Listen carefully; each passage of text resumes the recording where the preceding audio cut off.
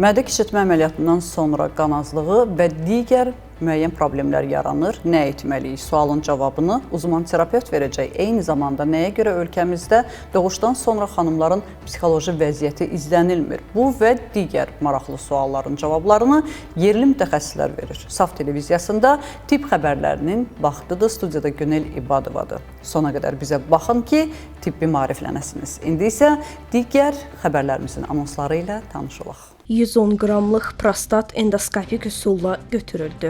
Uroloqdan xəbərdarlıq. Əbədi gənc qalmaq istəyən adam sağalmaz xəstəliyə tutuldu. Mədəm öz-özünü yeyir.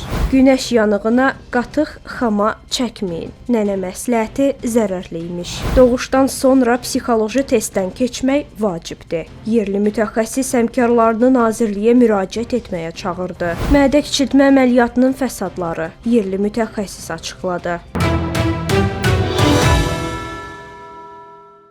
Mədə kiçiltmə əməliyyatından sonra xanımlar gözəlliklərinin eyfariyasında olur, amma bədənlərində gedən müəyyən proseslərdən xəbərsizdirlər.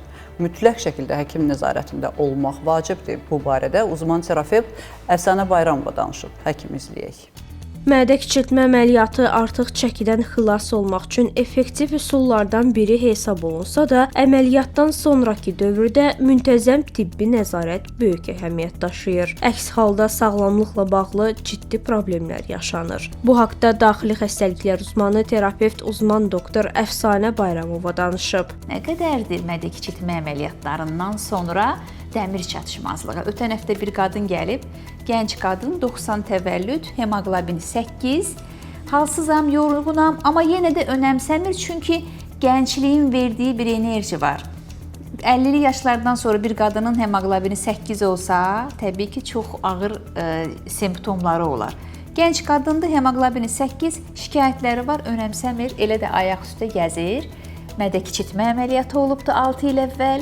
Ferritin səviyyələri 0, yəni ölçülməyəcək qədər 0. Biz adətən mədə kiçiltmə olanlara intravenoz, damardan dəmir inyeksiyası edirik. Təcili yardımda biz onu çox köçürürük. Hətta deyirik ki, möcüzədir, həyat qurtaran dərmandır. 2-3 ampul 100 mg-lıq dəmirin intravenoz inyeksiyasından sonra hətta xəstə özünü yaxşı hiss eləyir. Və 0 ferritinlə gələn bir pasiyentə ağızdan ekvivalentli dəmir verə bilərik. Amma bu çox gec nəticə verir. Ona görə o yerə qədər gətirən bir pasiyentə artıq intravenoz dəmir veririk. Və çox qısa bir zamanda hemoqlobin də yüksəlir, xəstənin klinikası da yüksəlir, halsızlıq, baş gicəllənmə. O zaman qadın fərqi hiss eləyir ki, həyat varmış. Uzman doktor Əfsanə Bayramova vurğulayıb ki, mədə kiçiltmə əməliyyatından sonra pasiyentlər özlərini yaxşı hiss etsələr belə mütəmadi laborator analizlərdən keçməli, həkim nəzarətində vitamin, mineral dəstəyi almalı və qidalanma qaydalarına ciddi əməl etməlidir.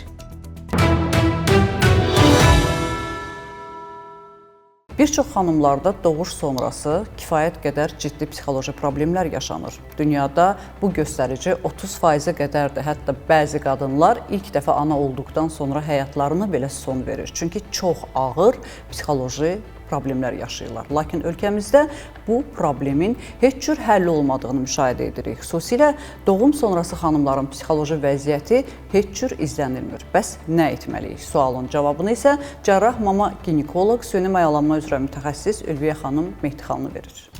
Doğuşdan sonra psixoloji testdən keçmək vacibdir. Bir çox inkişaf etmiş ölkələrdə qadınlar doğuş sonrası depressiyanın erkən aşkarlanması məqsədi ilə xüsusi psixoloji testlərdən keçir. Lakin bu təcrübə Azərbaycanda tətbiq edilmir. Bu barədə süni mayalanma üzrə mütəxəssis, cərrah mama ginekoloq, uzman doktor Ülviyə Mehdixanlı məlumat verib. Postpartum depression dediyimiz bizim Türkiyədə vardı. Bir Sağlıq Bakanlığının, yəni Səhiyyə Nazirliyinin bir test toplusu var idi. Özünü necə hiss edirsən, işte gün ərzində ağlayırsanmı, yoxsa ruh halin dəyişirmi, dəyişmirmi deyə bir şey var idi. Orada bir bal şkalası vardı. Yəni müəyyən bir bal keçdikdən sonra biz xəstəni psixiatra yönləndirdik. Bu bizim borcumuz idi. Bəzən hamiləlik dövründə də xəstələri bir psixiatra, bir psixoloqa yönləndiririk mütləq. Hər evdə bir problem varsa, xəstə onunla baş edə bilmirsə, mütləq müayinəyə göndəririk. Anadır, ilk dəfədir, ana olur. Yanında bir kömək edən insanlar yoxdur. Hər insanın hər şeyə reaksiyası fərqlidir. Fərqli yaşaya bilər bu situasiyanı. psixolojik olaraq şey eləyə bilməz, qaldıra bilməz yəni. O yüzden mütləq dediyim kimi, öncə mən xəstəyə bir dəstək olmağa çalışıram. Mənim yetmədiyim dönəmdə mən bir psixoloq və ya psixiatra yönləndirirəm mütləq.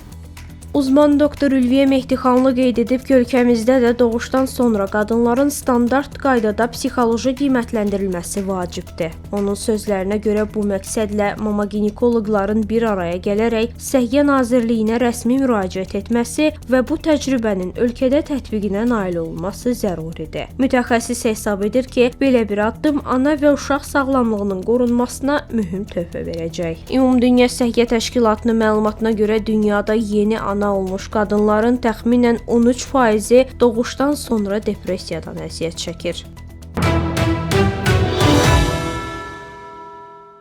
Mərkəzi Gömrük Hospitalında endoskopik üsulla maraqlı bir əməliyyat icra edilib. İzləyək.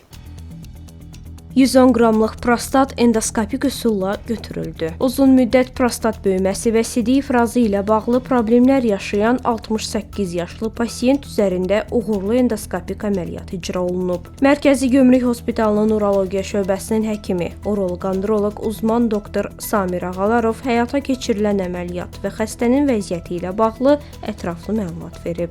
68 yaşında bir pasiyentimizin prostat böyüməsi diaqnozu ilə tur prostatektomi əməliyyatı etdik.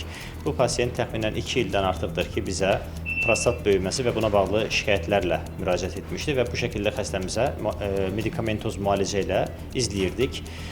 Son 6 ayda artıq pasiyentin şikayətlərinin artması üzərinə, prostat semptom skorunun yüksək olması üzərinə artıq xəstədə prostatektomi əməliyyatı qərarı verdi. Tam endoskopik olaraq prostat təxminən 110 qrama yaxın olan prostatı endoskopik olaraq xaric etdik. Spinal anesteziya altında beldən uyuşduraraq əməliyyatımızı icra etdik və çox minimal bir qanamayla, çox az bir qanamayla əməliyyatımızı bitirdik. İnşallah bundan sonra sidik ilə bağlı problemlərin artıq olmayacağını görürük. Çünki ciddən sidik kanalını çox qapatan bir prostat adenoması vardı və tamamən açıldı kanal. Mütəxəssis həmçinin prostatın əsas əlamətləri və pasiyentlərin yol verdiyi ən çox rast gəlinən səhvlərdən danışıb. Prostat böyüməsinin təməl şikayəti sidik ilə bağlı problemlərdir və 50 yaşdan sonra bu problemlər ortaya çıxır və yanaşı olaraq müəyyən cinsi problemlər də ortaya çıxır. Bu pasiyentimizin təməl şikayəti sidik ilə bağlı problemlər idi. Gecə 2-dən çox sidiyə durma, sidiyin təzyiqində, şırnağında zəifləmə, tez-tez sidiyə getmə və bəzən də sidik qaçırtma problemləri var idi. Ən çox etdiyi səhvlər bir kərə şikayətlərini tam dilə gətirməmək, artıq özü də hiss edir ki, əməliyyat lazımdır bu şəxsə, amma yenə də tam şikayətlərini demir, dərmana özünü zorlayır, dərman müalicəsini biraz da artırır. Bu da təbii ki, heç bir dərman vücuda tam olaraq faydalı deyil. Zərərlər də var bir dərmanın illaki və bu dərman istifadəsini artırdıqca və sidik hissəsində bu səfər geri dönüşümü olmaz bir komplikasiyalar meydana gəlir. Məsələn, sidik hissəsində əgər sidik qalığı çox qalarsa, bu səfər sidik hissəsində daşlar meydana gəlir, sidik hissəsində qanaxmalar ola bilər, böyrəkdə genişlənmə, kreatin yüksəkliyi, böyrək çatışmamazlığı meydana gələr. Ona görə də zamanında müdaxilə hər zaman dəqiqdir. Pasiyentin üstünə düşən vəzifə nədir? Bir şikayəti varsa uroloji, yəni sidik ilə bağlı problemləri varsa, mütəmadi olaraq bizim dediyimiz zamanlar intervalı ilə bizim yanımıza gəlib izlənəcək. Qeyd edək ki, Mərkəzi Gömrük Hospitalının urologiya şöbəsində kişi sonsuzluğu, varikosel, enməmiş xaya, hipospadiyas, böyrək və sidik axarı daşları, qadınlarda sidik qaçırma, prostat adenoması, onkoloji, uroloji xəstəliklər, uşaqlarda gecə sidik qaçırma, cinsi zəiflik və digər uroloji problemlərin müasir diaqnostika, müalicə və cərrahi üsullarla müalicəsi həyata keçirilir. Uzman doktor Samir Ağalarov vurğulayıb ki, sidik ifrazı ilə bağlı şikayətləri uzun müddət göz ardı etməyə əvəzinə vaxtında müayinədən keçmək həm müalicənin daha effektiv olmasına, həm də ağırlaşmaların qarşısının alınmasına kömək edir.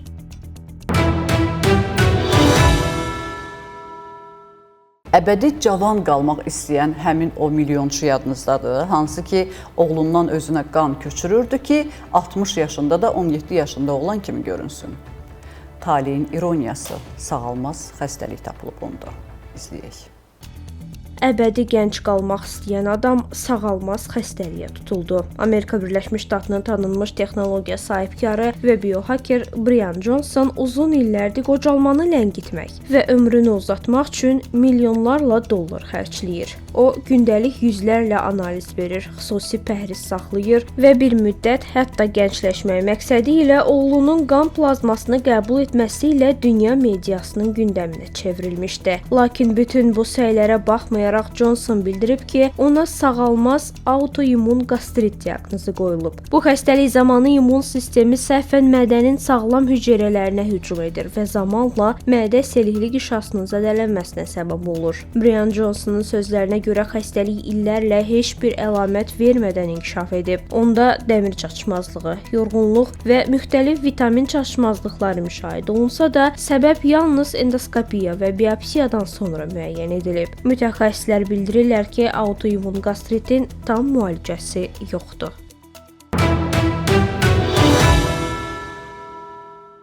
Günəş yanğınlarından sonra nənələrimizin verdiyi məsləhətlə xama ya da qatıqdan istifadə edirik. Amma mütəxəssislər deyir ki, bunu etmək olmaz. Niyəsini isə baxanda biləcəksiniz. Günəş yanığı zamanı xama çəkmək faydalı deyil, əksinə sağlamlıq üçün təhlükə yaradır. Bu barədə Rusiyalı həkim-kosmetoloq Mariyat Muxina xəbərdarlıq edib. Onun sözlərinə görə xama steril məhsul olmadığından tərkibindəki süd turşusu bakteriyaları zədələnmiş dəriyə keçərək infeksiya, ağır intoksikasiya və hətta sepsis yarada bilər. Mütəxəssis bildirib ki, günəş yanığı zamanı yağlı kremlər, heyvan mənşəli yağlar və müxtəlif qida məhsullarının dəriyə çəkilməsi də düzgün deyil. Bu vasitələr dəridə istiliyi saxlayaraq yanığın daha da ağırlaşmasına səbəb olur. Həkim həmçinin spirt, mentol, yüksək dozada kamfora, limon turşusu və digər qıcıqlandırıcı, turşu tərkibli məhsulların istifadəsindən çəkinməyi tövsiyə edib. Onun fikrincə günəş yanığı zamanı düzgün qulluq dərinin daha tez sağalmasına və ağırlaşmaların qarşısının alınmasına kömək edir.